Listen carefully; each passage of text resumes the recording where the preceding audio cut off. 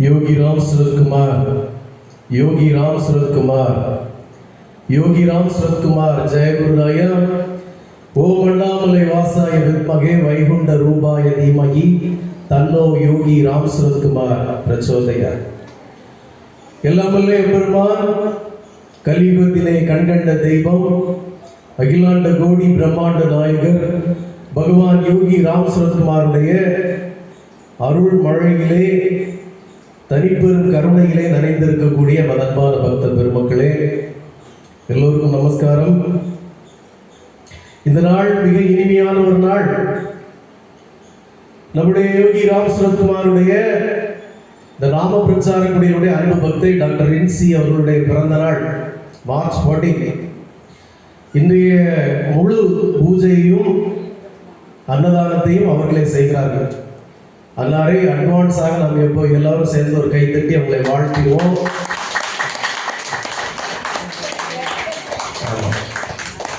ஒரு சத்சங்களை சின்ன சத்சங்கம் சீக்கிரம் முடிஞ்சிடும், அதுக்கு பிறகு அவங்கள வாழ்த்துவோம்.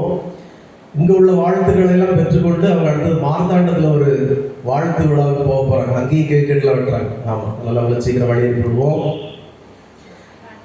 இந்த கலியுகத்திலே ஒரே ஒரு நூல், ஒரே ஒரு இந்துக்களுக்கு அடங்கி இருக்கிற லட்சக்கணக்கான புனித புத்தகங்களிலே ஒரே ஒரு புத்தகம், இறைவனே மனித வடிவாக வந்து மனிதனுக்கு உபதேசித்த, நேரடியாக உபதேசித்த ஒரே ஒரு புத்தகம், அது பகவத்கீதை.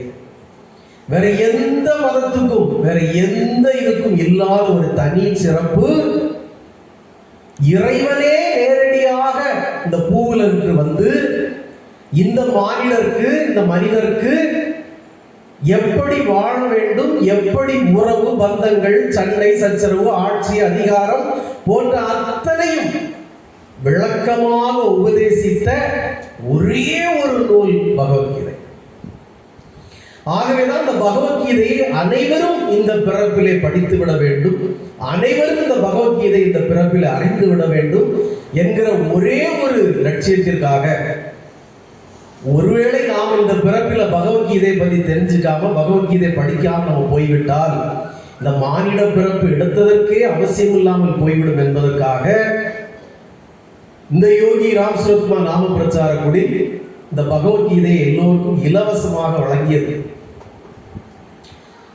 எல்லோரும் அதை கொண்டு வரணும், வாரந்தோறும் வரத்துல கொண்டு வரணும் சொல்லியிருக்கோம். இங்க உள்ள ஒரு பொறுப்பாளர் அம்மாவுக்கு கூட வாரந்தோறும் அது 2 ஸ்லோகம் படிக்கணும் அப்படின்லாம் சொன்னோம். ஒவ்வொரு வாரம் சத்சங்கத்தையும் அடுத்த வாரத்துல இருந்து கேள்விகள்லாம் கேட்கணும்னு சொன்னோம். ஒன்றும் நடக்கிறது இல்லை, எல்லாம் சோத்துக்கு கீழே போயிடுச்சு. என்ன பண்ண? எல்லாமுள்ள இறைவன் இந்த பகவத்கீதை ஒரு அற்புதமான புத்தகம் வந்து நான் சொல்லலை, நசீம் அலி அப்படின்னு ஒரு இஸ்லாமியர் சொல்றாரு. அவர் இப்போ கூட 5 நாள் தக்கலையில் வந்து பேசுறாரு, பகவத்கீதை விளக்க உரை. யாரோ ஒரு பேர் என்ன, அசீம் அலி அப்படிங்கிற ஒரு இஸ்லாமியர் பகவத்கீதையை பத்தி அவ்வளவு பிரமாதம் பேசுறாரு. அவர் சொல்றாரு, எப்ப எங்களுக்கு இருக்கிற புத்தகம் எல்லாம் யாரோ சொல்லி யாரோ கேட்டு யாரோ எழுதுறதுப்பா, ஆனா உங்களுக்கு வாய்த்திருக்கிற ஒரு புத்தகம் இருக்கு, அது இறைவனே வந்து சொன்னது. எவ்வளவு பெரிய விஷயங்கள் அதுல இருக்கு. எங்குமே சொல்லப்படாத, எதிலுமே சொல்லப்படாத விஷயங்கள் பகவத்கீதையில இருக்கு. ஆனா பாழாம போன இந்துக்கள் அதை படிக்கிறதே இல்லை, தெரிஞ்சுக்கிறதே இல்லை. சரி, இப்போ நாம எவ்வளவோ சொல்லியும் பகவத்கீதையில 2 ஸ்லோகம் படிக்க முடியாத மாதிரி இருக்கிறதுனால நாமளே பகவத்கீதையை பத்தி கொஞ்சம் பேசலாம் அப்படின்னு. இந்த பகவத்கீதையில முதல் 10 அதிகாரங்கள், இப்ப நமக்கெல்லாம் ஒரு சந்தேகம் இருக்கும், எல்லாருக்கும் இருக்கிற சந்தேகம் தான், யாருங்க கடவுள்? கடவுள் யாரு? யாருங்க அந்த கடவுள்? இப்படி ஒரு சந்தேகம் இருக்குல்ல. இப்போ மிஸ்ஸஸ் ஜெனிடாட்ட கேட்டால் சிவபெருமான் தான் கடவுள், அது என்னங்க சந்தேகம் இருக்கு அப்படின்னு சொல்லுவாங்க. ஒரு வைஷ்ணவத்தை போய் கேட்டால் என்னங்க அதில் சந்தேகம், கிருஷ்ணன் தான் கடவுள் அப்படிம்பாங்க. இன்னும் சில பேர் போனா கடவுளா, அப்படி ஒருத்தர் கிடையாதுங்க அப்படின்னு சொல்லுவாங்க. இன்னும் ஒரு சில பேர் முருகன் தானே கடவுள், வேற யாருக்கு கடவுள் அப்படின்வாங்க. ஆனா ஒரு சர்வே சொல்லுகிறது 90% சதவீத ஜனங்கள் இன்றைக்கும் இறைவன் ஒருவன், அவனுக்கு உருவம் கிடையாது என்கிற நம்பிக்கையில் தான் மூழ்கி இருக்கிறாங்க.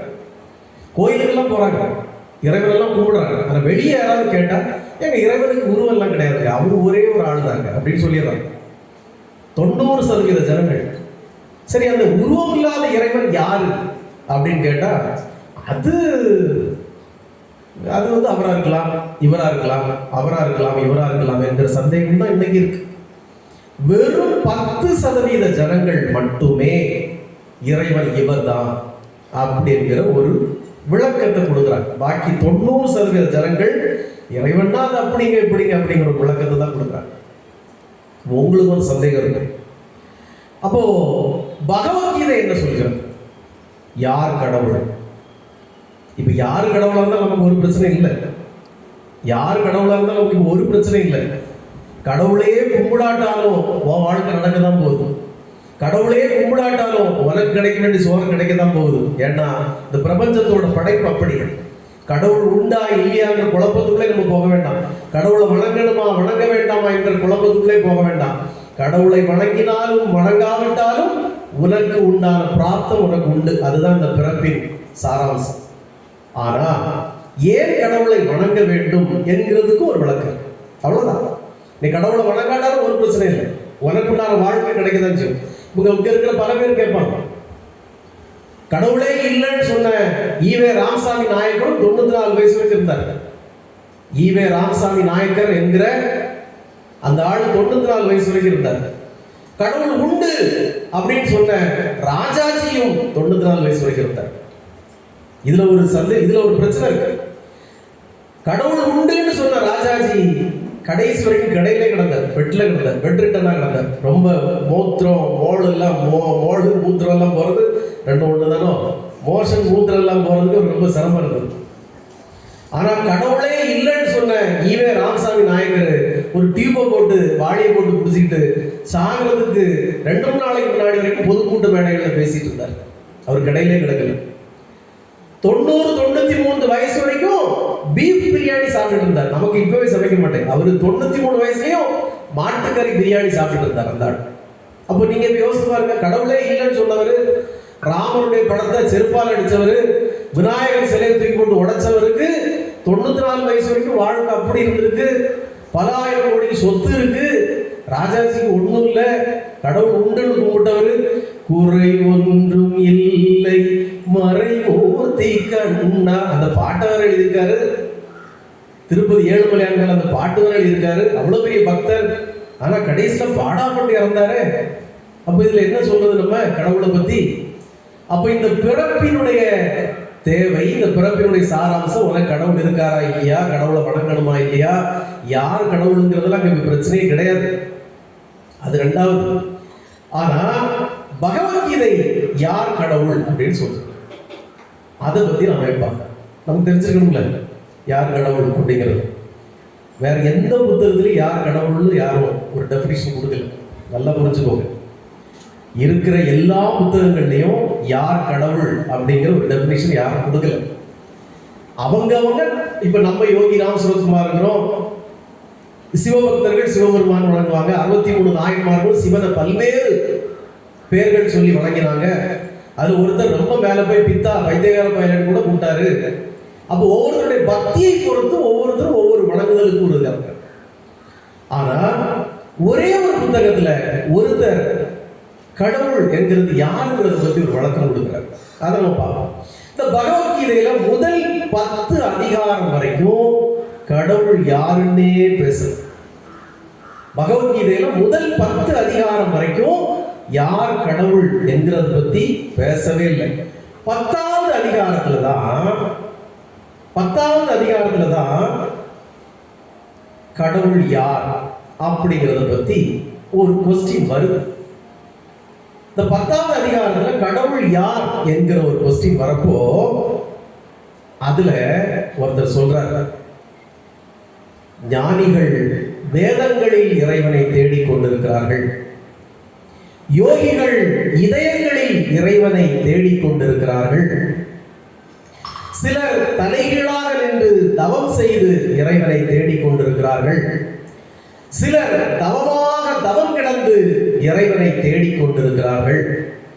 ஆனால் கோபியர்களோ உரலிலே கட்டி வைத்திருக்கிறார்கள் அப்படின்னு என்ன சொல்றாங்க பகவத்கீதையில? ஞானிகள் வேதங்களிலே இறைவனை தேடுகிறார்கள், யோகிகள் இதயங்களிலே இறைவனை தேடுகிறார்கள், சிலர் தலைகீழாக நின்று தவம் செய்கிறார்கள், சிலர் தவம் கிடந்து தேடுகிறார்கள். ஆனால் கோபியரோ இறைவனை உரலிலே கட்டி போட்டிருக்கிறார்கள் அப்படின்னு ஒருத்தர் வலுப்பு சொல்றார். இந்த 10வது அதிகாரத்துல பகவானே அதுக்கு உண்டான டெஃபினிஷனை சொல்றாங்க. நீங்க பகவத்கீதை படிச்சீங்கன்னா வாழ்க்கையில் வேற எந்த புத்தகமே உங்களுக்கு படிக்க வேண்டிய தேவையே இருக்காது. இந்த பகவத்கீதையை மட்டும் இந்த பாலாபன் அரசாங்கம் பாடத்திட்டத்தில் வச்சிருந்தா இந்த பாரத தேசம் வேற மாதிரி இருக்கும். ஒரு ஆட்சி அதிகாரம் எப்படி இருக்கணும், ஒரு குடும்பம் எப்படி இருக்கணும், ஒரு சத்திரியன் எப்படி இருக்கணும், ஒரு சாணக்கியன் எப்படி இருக்கணும், ஒரு போர் வீரன் எப்படி இருக்கணும், ஒரு மனைவி எப்படி இருக்கணும், ஒரு சித்தப்பன் மாமன் சித்தி மாமி எப்படி இருக்கணும், ஒரு விரோதி எப்படி இருக்கணும், எப்ப எல்லாத்துக்குமே அதுல இறைவனே நேரடியா அவனுக்கு வழக்கம் சொல்றார் எப்படி இருக்கணும். எப்ப இதை விட வேற எங்க சொல்லிட முடியும்? இந்த 10வது அதிகாரத்துல பகவானே சொல்றார் அர்ஜுனன் கிட்ட. அது எப்படி சொல்றாருன்னா நேரடியா சொல்லுது, சூட்சமா சொல்றார்.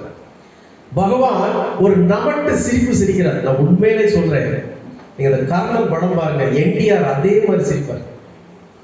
என்டிஆர் கிருஷ்ணர் வேஷத்துல அவர் தான் வருவார். உண்மையிலே கிருஷ்ணர் கெட்டப்புக்கிட்டே பிறந்தவங்க அந்த ஆளு. கிருஷ்ணர் அப்படியே சிரிப்பான், நமட்டு சிரிப்பு இந்த உதட்டுல வச்சு அப்படியே சிரிப்பான் பாருங்க அந்த ஆளு. கிருஷ்ணர் கெட்டப்புக்கிட்டே பிறந்தவன். நமட்டு சிரிப்பு சிரித்து சூட்சமமாக பகவான் அர்ஜுனிடம் சொல்கிறார். அர்ஜுனன் கேட்கிறான், கிருஷ்ணா யார் கடவுள், யாருப்பா கடவுள், சொல்ல, நீ சொல்ல. அப்போ கிருஷ்ணர் சொல்கிறார், அர்ஜுனா நதிகளில் கங்கையாக இருக்கிறேன், மலைகளில் இமயமாக இருக்கிறேன், வேதங்களில் சாம வேதமாக இருக்கிறேன், பாண்டவர்களில் அர்ஜுனனாக இருக்கிறேன், பறவைகளில் நான் கருடனாக இருக்கிறேன். இந்த 10வது அதிகாரத்திலிருந்து அப்படியே திருடிதான் கண்ணதாசன் ஒரு பாட்டு எழுதினார். அது பொம்பளையை பத்தி பாடுற மாதிரி எழுதினார். காலங்களில் அவள் வசந்தம், கலைகளிலே அவள் ஓவியம், மாதங்களில் அவள் மார்கழி. இது கிருஷ்ணர் சொன்னது. மாதங்களில் நான் மார்கழியாக இருக்கிறேன், கலைகளிலே நான் நடனமாக இருக்கிறேன். நான் ஒரு ஓவியம் போட்ட பெண்களுக்காக இத பகவான் சொல்றார், சூட்சமமாக சொல்றார். அர்ஜுனன் நான் அதுவாக இருக்கிறேன் இதுவாக இருக்கிறேன் சொன்னப்போ அர்ஜுனன் கேட்கிறான், கிருஷ்ணா விளங்கலையப்பா, புரியலையே, அது என்ன கங்கையாக இருக்கிறேன், நடனமாக இருக்கிறேன், பாண்டவர்களில் அர்ஜுனனாக இருக்கிறேன், புரியலையே. நான் இதை யாரை வணங்குவது? கங்கையை வணங்குவதா, இமயத்தை வணங்குவதா, நடனக்காரியை வணங்குவதா, நான் யாரை வணங்குவது? எனக்கு புரியலையே அப்படின்னு கேட்டப்போ அர்ஜுனா என்னுடைய விஸ்வரூபத்தை உனக்கு காட்ட முடியும், யார் கடவுள் என காட்ட முடியும், அதை பார்க்கிற ஞான கண் உனக்கு இல்லை அப்படின்னா. நான் அதை எப்போது சொல்லுவேன், இறைவன் ஏக இறைவன் எங்கும் கூட இருக்கிறார். எங்கெல்லாம் இறைவனை பற்றி பேசப்படுகிறதோ, எங்கெல்லாம் இறைவனுடைய நாமம் ஜெபிக்கப்படுகிறதோ, அங்கெல்லாம் எங்கே சான்றோருக்குள்ள பெருமக்கள் இறைவனுடைய சத்சங்கங்களிலே கலந்து கொண்டு இருக்கிறார்களோ அங்கெல்லாம் இறைவன் இருக்கிறான். ஆனா அதை பார்க்கிற பாழாப்பான குருட்டு கண்ணுதான் நமக்கு இல்லை, அதை உணர்ற ஐம்புலன்கள் கூட நமக்கு இல்லை. அது அடைபட்டு கிடக்கு, நமக்கு எல்லாமே அடைபட்டு கிடக்கு, ஞானம் இல்லாததால் அடைபட்டு கிடக்கு. கிருஷ்ணர் சொல்கிறார், நான் என்னுடைய விஸ்வரூபத்தை காட்டுவேன், உனக்கு பார்க்கிற அளவுக்கு ஞான கண்ணி.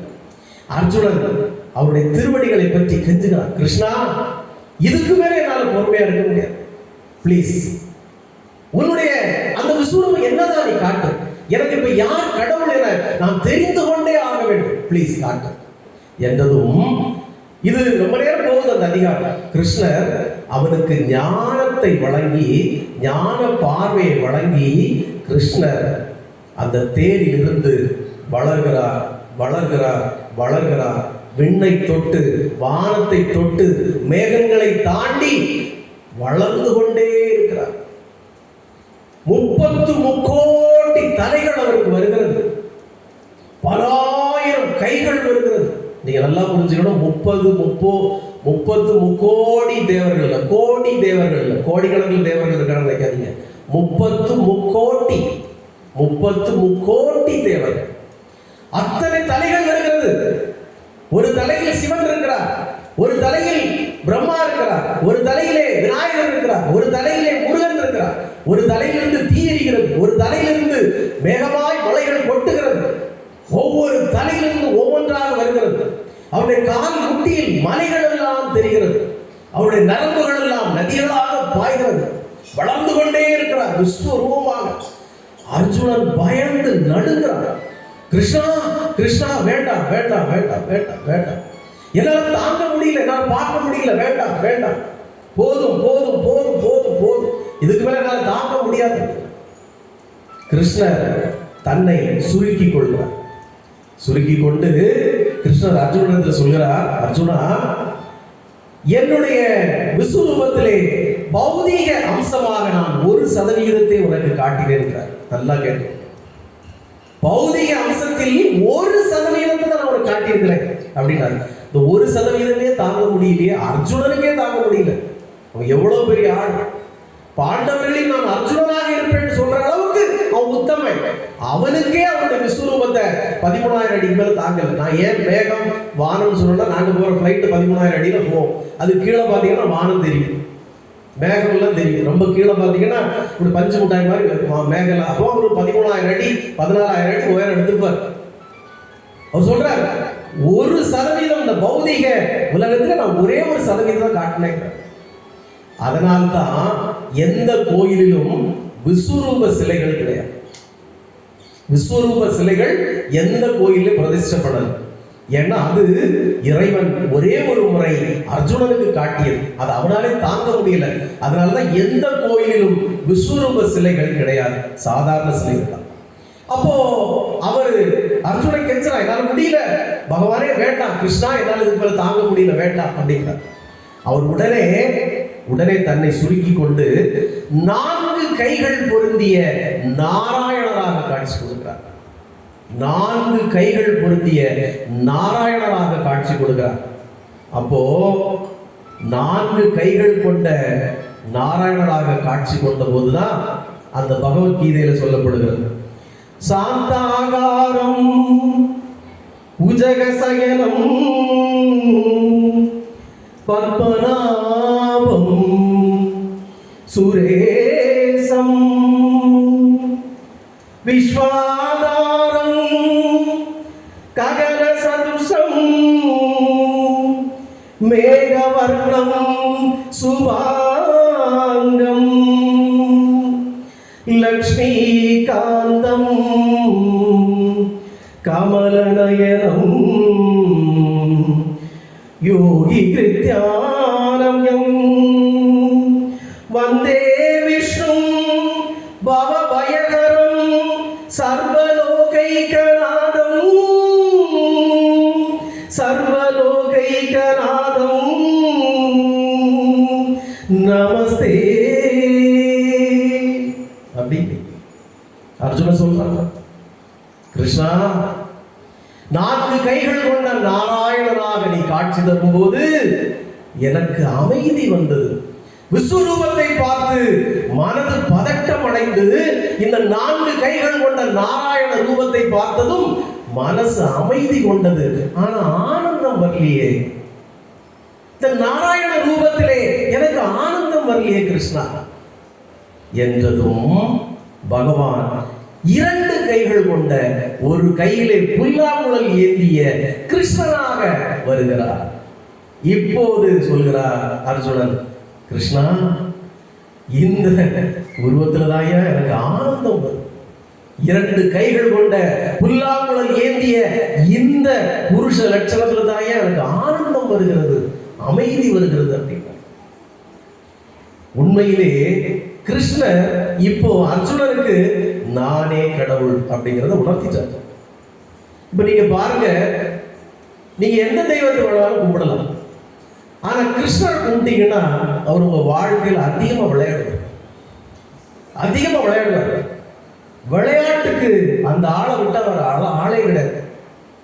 யசோதா என்ன பாடுபட்டா தெரியுமா? தினமும் அவளுக்கு பஞ்சாயத்து தீக்கிறதே பெரிய வேலை. வீடு வீடா இறங்கி அவ்வளவு வெண்ணப்பானை திருடி பானையெல்லாம் போட்டு உடைச்சி அங்க கிடக்கிற மாப்பிளை முன்னாடி சீலையெல்லாம் முடிச்சு போட்டு விட்டு பாடா படுத்தி கலாட்டா கலவரம் பண்ணி ஒட்டுமொத்த கிராமம் வந்து யசோதாட்ட இப்படி ஒரு பிள்ளை பெற்று போட்டிருக்கே, நீ மனுஷ பிறவியாதுன்னு சொல்லி அத்தனை பேரும் யசோதாட்ட வந்து முறையிடுறதுதான் டெய்லி வேலை. தினமும் யசோதாக்கு அந்த குழந்தையோட பெரிய பிரச்சனை. ஆனால் அந்த குழந்தை அப்படியே அரவணைத்து மார்பிலே பாலூட்ட அவள் எடுக்கும் போது அந்த முகத்தை பார்த்ததும் அவளுக்கு ஒரு பரவசம் வருது பாரு. பாலகன் கிருஷ்ணனை அப்படியே அந்த தாய் அரவணைத்து மார்பில் ஏந்தும் போது ஒரு பரவசம் அவளுக்கு வருது பாரு தாய்க்கு. ஆஹா ஆஹா, எப்பிறப்பில் நான் செய்த புண்ணியமோ இப்பிறப்பிலே இந்த கிருஷ்ணனை மகனாக நான் அடைந்தேனே அப்படிங்கிறது அந்த யசோதாக்கு வருது. நல்லா புரிஞ்சுக்கோங்க, கிருஷ்ணரை வழிபட்டால் வாழ்க்கையில் எல்லா துன்பங்களும் வரும். ஆனால் நீங்கள் பேரானந்தமாக இருப்பீர்கள். வாழ்க்கையில் பேரானந்தமாக இருப்பீர்கள். ஏன்னா அந்த கிருஷ்ண பிறவியே துன்பங்களின் ஒட்டுமொத்த அவதாரம் கிருஷ்ணன். எந்த கடவுள் அவதாரம், எந்த மானிட பிறப்பு அதிக துன்பத்தை அனுபவித்ததுன்னு கேட்டேன்னா கிருஷ்ணன் தான். அவ்வளவு துன்பத்தை அனுபவிச்சிருக்கான். பிறந்து துன்பம் இருக்கும் நமக்கெல்லாம். அவன் கருவில உருவானப்பவே அவனுக்கு துன்பம். நம்மளெல்லாம் யாராவது கொல்லுக்கு வந்திருக்காங்களா? இது வரைக்கும் யாரும் கொல்லுக்கு வரல. அடிக்க வேணா வந்திருப்பாங்க, திட்டிருப்பாங்க. கிருஷ்ணன் கருவில உருவானப்பவே அவன் கொல்லுக்கு ஆள். அவன் பிறந்தப்பவே கொல்லுக்கு ஆள் ரெடியா இருக்கு. எத்தனை பேர் அவனை கொல்றதுக்கு ரெடி பண்ணாங்க? எத்தனை பேர் அவனை கொல்றதுக்கு சரி பண்ணாங்க? கடைசியில எல்லாத்தையும் விட்டு பாரத போர் வரும்போது கூட ஒத்தையினான் ஒரே ஒரு அண்ணன் பலராம், அவன் முடிச்சு போயிட்டான், தீர்த்த யாத்திரை போயிட்டான், தனியா நிற்கிறான் கிருஷ்ணன். ஒரே ஒரு காதலி ராதா, அவளை இறந்து போயிட்டா. ஒரு மனிதனுக்கு எத்தனை துன்பம், எத்தனை சோகம். அவன் தன்னுடைய ஜனங்களை வைத்திருந்த அந்த கோகுலத்தை கடல் கொண்டு போய்விட்டது. எத்தனை துன்பம். ஒரு நாள் கூட கிருஷ்ணன் ஒரு இடத்திலே இருக்கல, ஓடிக்கிட்டே இருந்தான், நடந்துகிட்டே இருந்தான்.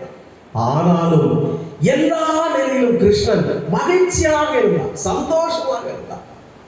ஒரு கணம் கூட கிருஷ்ணன் துவண்டதே இல்லை, அழுததே இல்லை, சந்தோஷமாக இருந்தான்.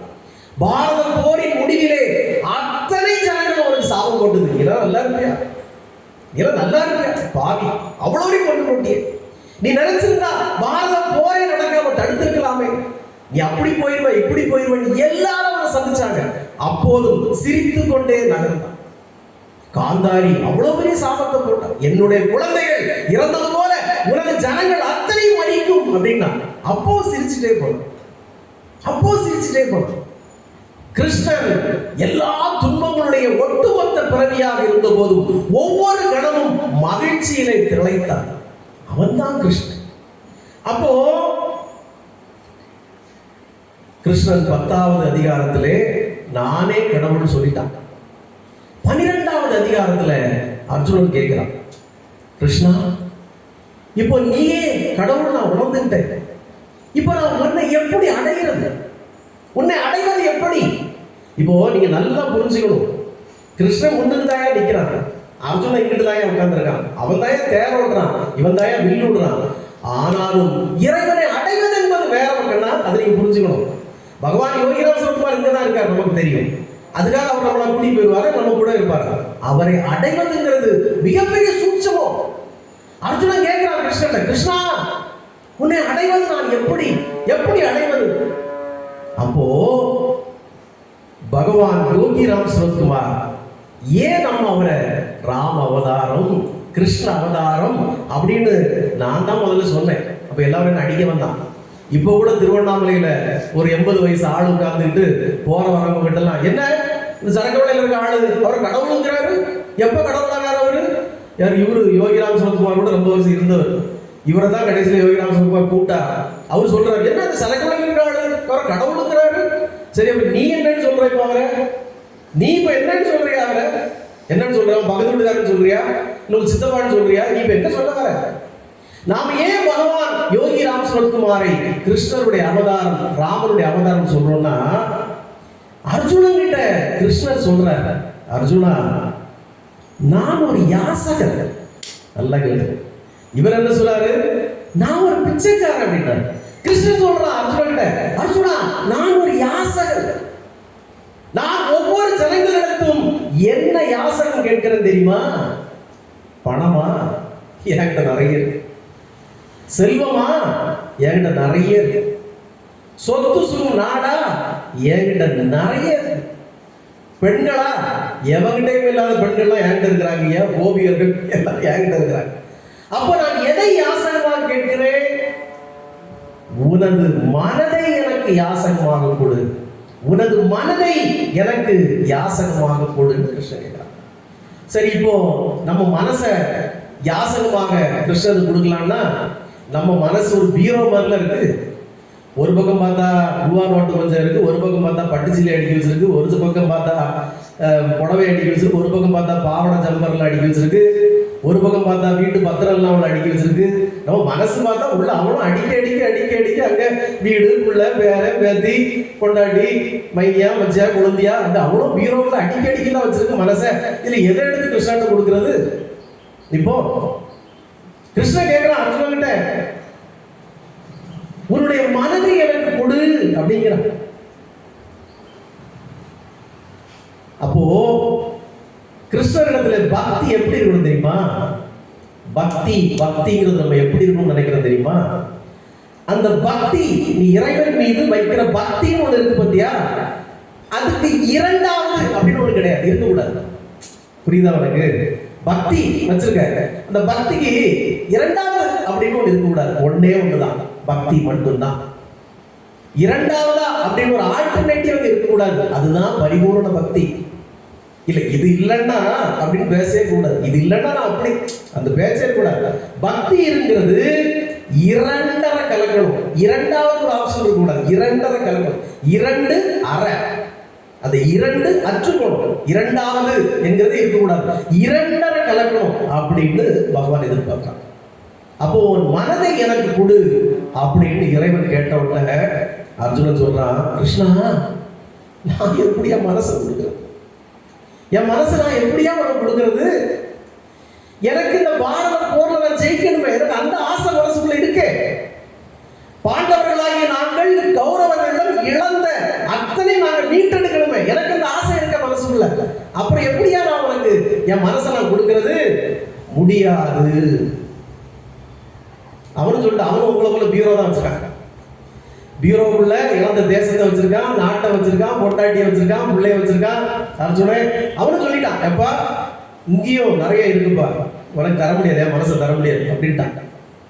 அப்போ கிருஷ்ணன் சொல்கிறான், ஓகே பரவாயில்ல, இந்த கடவுள் எப்படிங்கிறத நீங்க பார்க்கணும், அதான் புரிஞ்சுக்கணும். கிருஷ்ணன் சொல்றான், பரவாயில்ல அர்ஜுனா, பக்தியின் 100 கோட்பாடுகளை நீ கடைபிடி அப்படிங்கிறான். பக்திக்கு 100 கோட்பாடுகள் நம்முடைய வேதங்கள் சொல்லுது.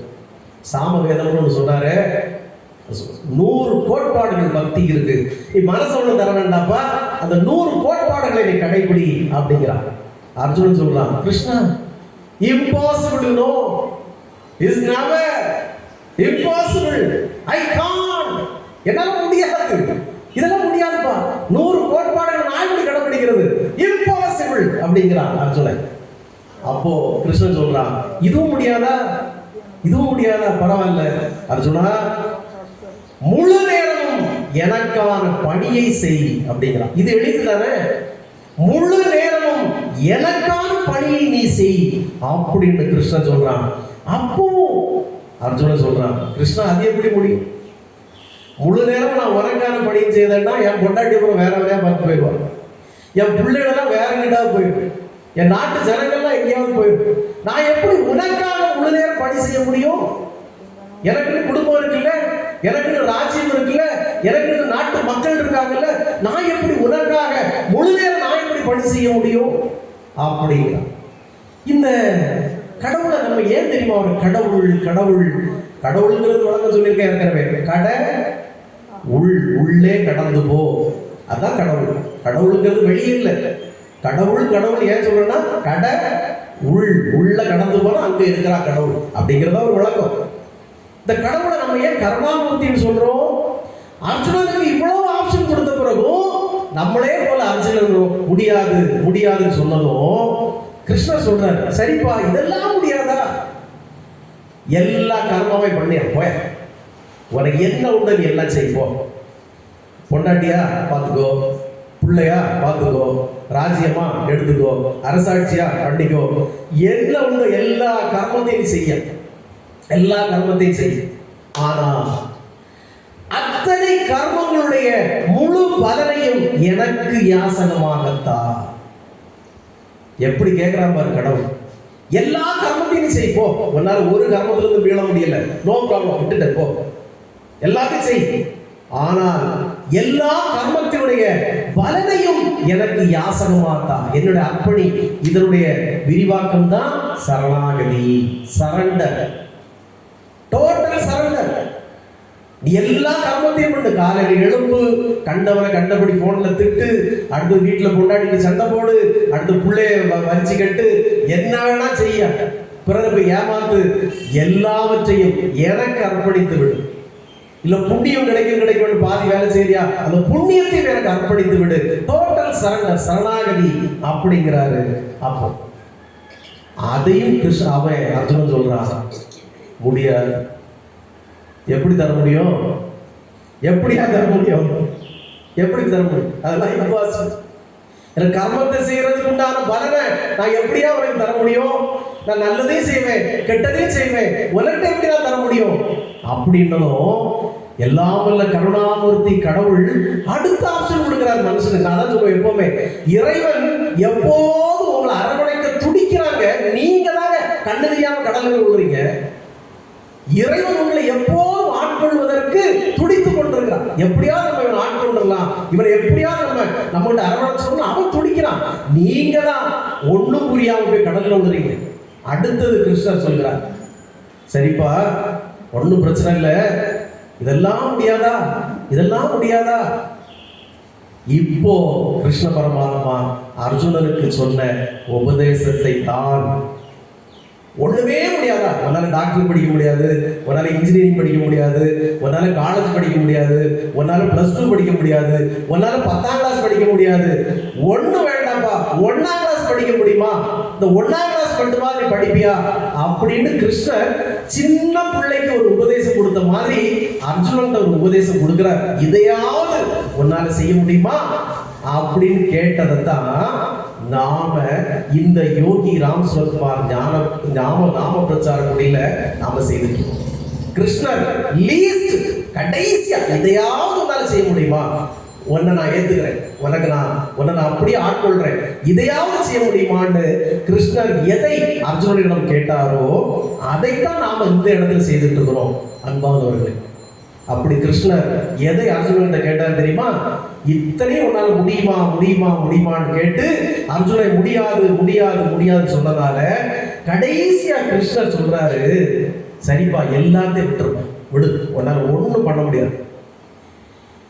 என்னை பற்றி கேட்டு, என்னை பற்றி பேசி ஞானத்தை சிறிதளவேனும் உன்னால் வளர்த்துக் கொள்ள முடியுமா? எவ்வளவு எளிமையா கேட்கிறாப்ப ஒரு கேள்வி. என்னை பற்றி கேட்டு, என்னை பற்றி யாரோ பேசுறதை கேட்டு, என்னை பற்றி பேசி, அதாவது என்னை பற்றியே பேசி, என்னை பற்றியே கேளு, இவ்வளவு கேட்டாலே, இவ்வளவு பேசினாலே உனக்கு ஞானம் என்பது வந்துவிடும், பக்தி என்பது வந்துவிடும். என்னை பற்றி கேட்டு, என்னை பற்றி பேசி சிறிதேனும் ஞானத்தை வளர்த்துக் கொண்டு பக்தியை வளர்த்துக் கொள்ள முடியுமா அப்படின்னு கிருஷ்ணர் கேட்கிறார். இந்த கடவுள் எப்படிப்பட்டவன் தெரியுமா? அவன் ஏன் அவன் கருணாமூர்த்தின்னு சொல்றது தெரியுமா? அவன் நம்மள ஒவ்வொருத்தருக்கும் ஒவ்வொரு கதாபாத்திரமா வந்து நிக்கிறாங்க. அவன் தாங்க கடவுள். இப்ப சிவகுமாருக்கு எந்த அளவு ஞானம் இருக்கோ அவனுக்கு ஒரு கதாபாத்திரமா வந்து என்கிட்ட நிற்பான். இங்க இருக்கிற தம்பி ரிஷிக்கு எந்த அளவுக்கு ஞானம் இருக்கோ அந்த அளவுக்கு அவனுக்கு போயிருப்பான். இங்க இருக்கிற கௌஷிகாவுக்கு எந்த அளவுக்கு ஒரு ஞானம் இருக்கோ அந்த அளவுக்கு அவங்கிட்ட நினைப்பான். பல்வேறு உருவங்களிலே யார் யாருக்கு என்ன தேவையோ, யார் யாருக்கு எந்த கதாபாத்திரமாக தேவையோ அந்தந்த ரூபத்தில் பகவான் வந்து உங்களை காத்திருச்சுக்கிறான். நல்லா புரிஞ்சுங்க. ஒரு குழந்தைக்கு தாய் வேணுமா, தாயா வருவான். கொஞ்சம் வளர்ந்த பையனுக்கு தந்தை வேணுமா, தந்தையா வருவான். கொஞ்சம் வளர்ந்த பையனுக்கு ஒரு சகோதரனா கூட விளையாட அண்ணன் தம்பியா வேணுமா, அதுவா வருவான். ஒரு வயசுக்கு பிறகு மனைவி வேணுமா, மனைவியை போல் கடவுள் வருவான். கடவுள் உன்னுடைய நிலைக்கு ஏற்ப, உன்னுடைய ஞான நிலைக்கு ஏற்ப கடவுள் உனக்கு வருவான். அதைத்தான் உணர்த்தினார். கம்சனுக்கு யமனாக மாறினான். கம்சனுக்கு யமனாக மாறினான். கோபியருக்கு காதலனாக மாறினான். கோபியருக்கு காதலனாக மாறினான். யசோதாவுக்கும் தேவகிக்கும் ரோகிணிக்கும் பிள்ளையாக வந்திருந்தான். இதை விட ஒரு இறைவன் உனக்கு எப்படி வரணும்னு எதிர்பார்க்கிற? இதை விட ஒரு ஏக இறைவன் உன்கிட்ட எப்படி வரணும்னு எதிர்பார்க்கிறியா? சொல்லு. பகவத்கீதையிலே 18வது அதிகாரத்திலே பகவான் சரணாகதியை பற்றி சொல்கிறார். வாட் இஸ் மீன் பை சரணாகதி?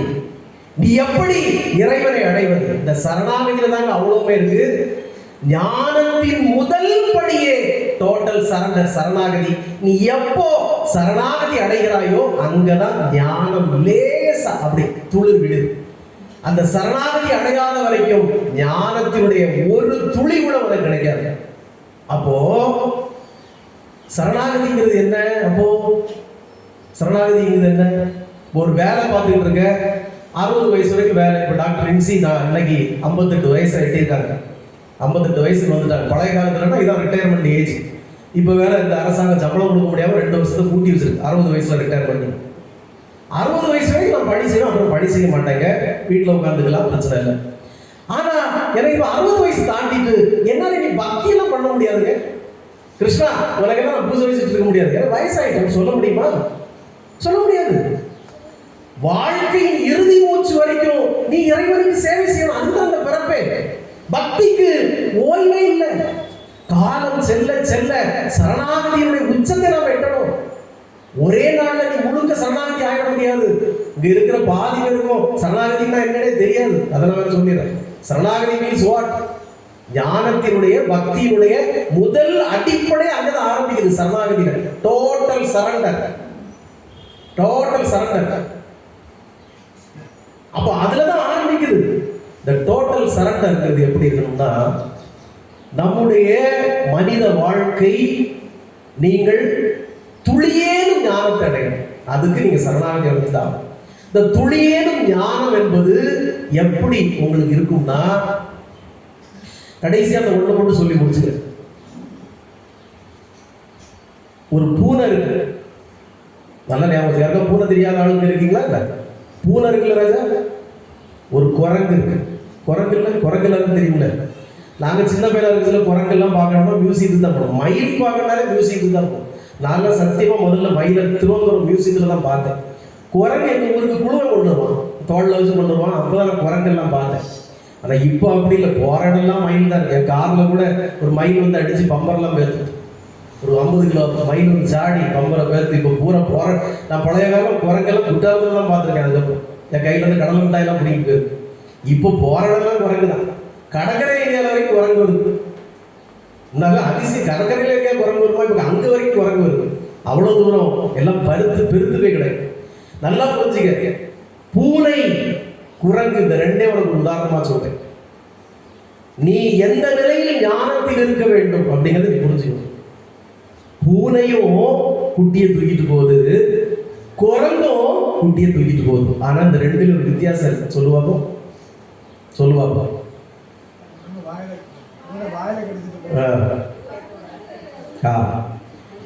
இல்ல, நீங்க சொல்லுது சரிதான். குரங்கு வாயில கடிச்சு போகும்ல. பூனை வாயில் கடித்து கொண்டு போகும்போது பூனை குட்டிக்கு ஒரு பிரச்சனை கிடையாது. அது அதுவாட்டு பூனைக்கு பொறுப்பு. அதை தூக்கி கொண்டு எங்க வைக்கணுமோ அங்க கொண்டு வைக்கும். ஆனா குரங்கு குட்டியை தூக்கிட்டு போறது அப்படி இல்லை ராஜா. குரங்கு குட்டியோட பொறுப்பு அதை பத்தி பிடிச்சிக்கணும். குரங்க தொடவே செய்யாது, குரங்கு குட்டியை தொடவே செய்யாது. அது மரத்துக்கு மரம் அங்கிட்டு இங்கிட்டு தாவும். குட்டி தான் அதை பலமா பிடிச்சிக்கணும், இல்லைன்னா குட்டி போச்சு. இந்த நிலை தான் நமக்கு இரண்டு நிலை கடவுள் தந்திருக்காங்க. ஒண்ணு, நீ கடவுளை பற்றி பிடிச்சுக்கோ, கடவுள் அங்கிட்டு இங்கிட்டு குதிப்பான். நீ பத்தி பிடிச்சுக்கோ, விட்டனா போச்சு, தலைதரிச்சிடும், விட்டனா போச்சு. இல்லையா, நான் சொல்ற மாதிரி படுத்துற காலில் படுத்துற, ஐயா சாமி என்ன கொண்டு முடியாது, நீயே பார்த்துக்கோ. அப்போ பூனை குட்டி நிலையில் இருப்பான், நீ பேசாம அவன் பார்த்துக்குவான். இப்ப புரியுதா சரணாகதியோட தத்துவம்? புரியுதா? பக்திக்கும் சரணாகதிக்கும் தான் வித்தியாசம். பக்தி என்பது நீ அவனை பற்றி பிடிச்சுக்கணும், அவனை கண்டுக்க மாட்டான். நீ அவனை பற்றி பிடிச்சுக்கணும், குரங்கு குட்டி மாதிரி. குரங்கு அங்கேயும் தாவும், நீ தான் பிடிச்சுக்கணும் தாய. ஆனால் சரணாகதி என்பது பூனையை போன்றது. அது ஒண்ணு பிடிச்சுக்கணும், நீ ஒண்ணுமே பண்ண வேண்டாம், நீ பேசாம இருந்தாலும் அது கடிக்கிறதுக்கு இடம் கொடுத்தா கடிச்சுக்கோ கடிச்சுக்கோ கடிச்சுக்கோ. அது ஒண்ணு கடிச்சு போறதெல்லாம் தூக்கி தூக்கி கொண்டு போய், தண்ணி வருதா மேட்டில் கொண்டு வைக்கும், மழை வருதா நிறைய கடல்ல கொண்டு வைக்கும். ஒன்ன பத்திரமா பார்த்து அந்த பூனை குட்டிய பூனை. இதுதான் சரணாகதி தத்துவம்.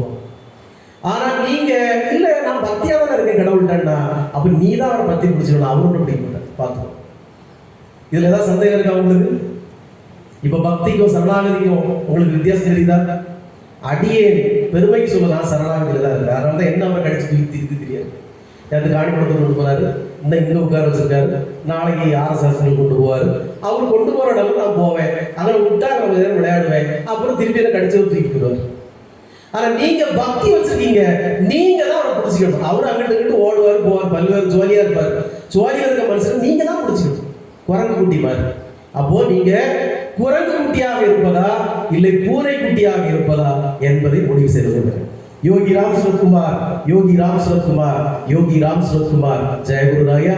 ஓம் அண்ணாமலை வாசாய வித்மகே வைகுண்ட ரூபாய தீமகி தன்னோ யோகி ராம் சுரத்குமார் பிரச்சோதயா.